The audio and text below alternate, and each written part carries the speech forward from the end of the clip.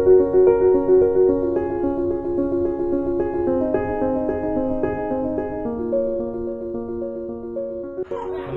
মই টুটুমণি দাস বাক্সা ডিষ্ট্ৰিক্টৰ পৰা কৈছোঁ। গতিকে আজি আপোনালোকক মই বটা চৰাইৰ পৰা কেনেধৰণে লাভৱান হ'ব পাৰি তাৰ বিষয়ে কিছু দেখাম। বটা চৰাই মোৰ ইয়াত বেছি নাই, কিন্তু কম খৰচত বটা চৰাইৰ পৰা অধিক লাভৱান হ'ব পাৰি। গতিকে আপোনালোকে চাওক আজি বটা চৰাইৰ পৰা কেনেধৰণে লাভৱান হ'ব পাৰি।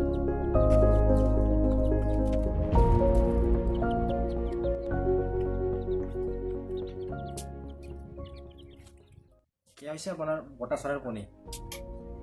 বটা চৰাই জন্মৰ পৰা ঠিক ৪৫ দিনত কণী পাৰে। এই আছে মোৰ পোৱালি আছে, যোৱাকালি এইটো আমাৰ পোৱালিটো ওলাইছে। গতিকে পোৱালিটো কেনেধৰণে ওলাইছোঁ তাৰ বিষয়ে আজি আপোনালোকক মই জনাই আছোঁ। এইটো হৈছে মোৰ ইনকিউবেটৰ।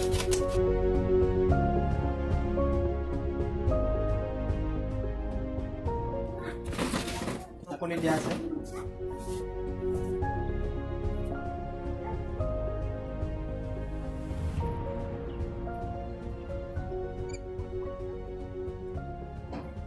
ইনকিউবেটৰত পৰা মই কণীবোৰ ভৰাই তাৰ পৰা মই চানা ওলাওঁ। গতিকে আপোনালোকে চাওক, ইনকিউবেটৰ যদি আপোনালোকে বনাব খোজে, ইনকিউবেটৰ এটা ঘৰতে বনাব পাৰে আপোনালোকে। ইনকিউবেটৰ বনোৱাৰ কাৰণে বেছি সঁজুলি নালাগে, সঁজুলিখিনি আমাৰ ইয়াতে পোৱা যাব। আপোনালোকে যোগাযোগ কৰিলে আমি ইয়াৰ পৰা দিব পাৰিম। গতিকে আপোনালোকে যোগাযোগ কৰাৰ মই ফোন নম্বৰ দিম, সেই ফোন নম্বৰত আপোনালোকে মোৰ লগত যোগাযোগ কৰিব পাৰিব। ঠিক কণীটো দিয়াৰ সময় হৈছে ঠিক ১৫ দিনত আমাৰ কয়লাৰ কণীবোৰ ফুটি ওলায়।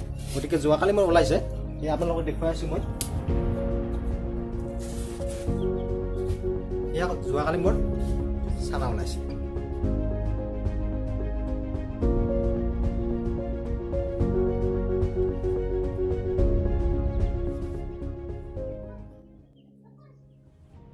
পোৱালিবোৰ ওলোৱাৰ পিছত আপোনালোকে ঠিক এনেকুৱা ধৰণৰ ৰাখিব লাগিব।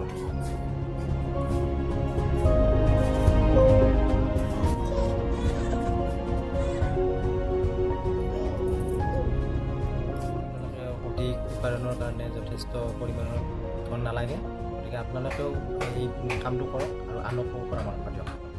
এই ভিডিঅ'টো চাই সঁচাকৈ ভাল লাগিছে, তেতিয়াহ'লে আপোনালোকে এই ভিডিঅ'টো শ্বেয়াৰ কৰিব।